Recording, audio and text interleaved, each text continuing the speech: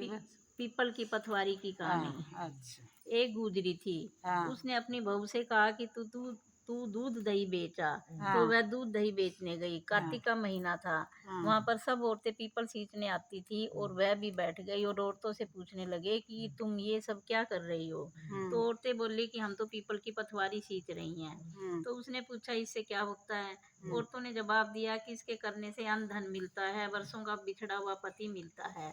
हुँ, तो उस गुजरी ने कहा कि तुम तो पानी से सींच रही हो, हुँ, मैं तो दूध दही से सींचूंगी। हुँ, उसकी सास रोज कहती कि तू दूध दही बेच कर आती है, पैसे ला के दे। तो उसने कहा जब कार्तिक का महीना पूरा हो जाएगा तब ला दूंगी। हुँ, और कार्तिक का महीना पूरा हो गया।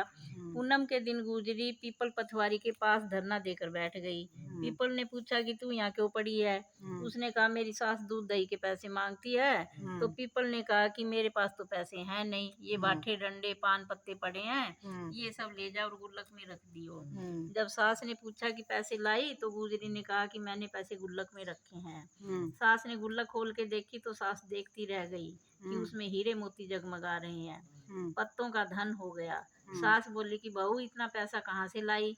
तो हुँ, बहू ने आकर देखा तो कि बहुत धन है। हुँ, तब गुजरी ने कहा कि सासू जी मैंने तो एक महीना दूध दही से पीपल की पथवारी को सींचा था हुँ, और मैंने उससे धन मांगा था। तो हुँ, उसने मुझे ईंट भाठे डंडे पत्ते दिए और हुँ, मैंने गुल्लक में रख दिए।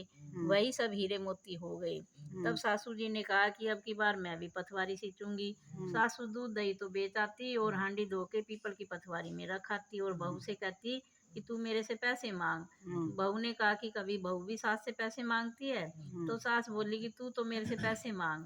तो हुँ, बहू ने सास से दूध दही के पैसे मांगे। हुँ, सासू जी पीपल पथवारी पर जाकर धरना देकर बैठ गई। हुँ, तो डंडे भाठे पत्ते उसे भी दे दिए भगवान जी ने और कहा गुल्लक में जाकर रख दे।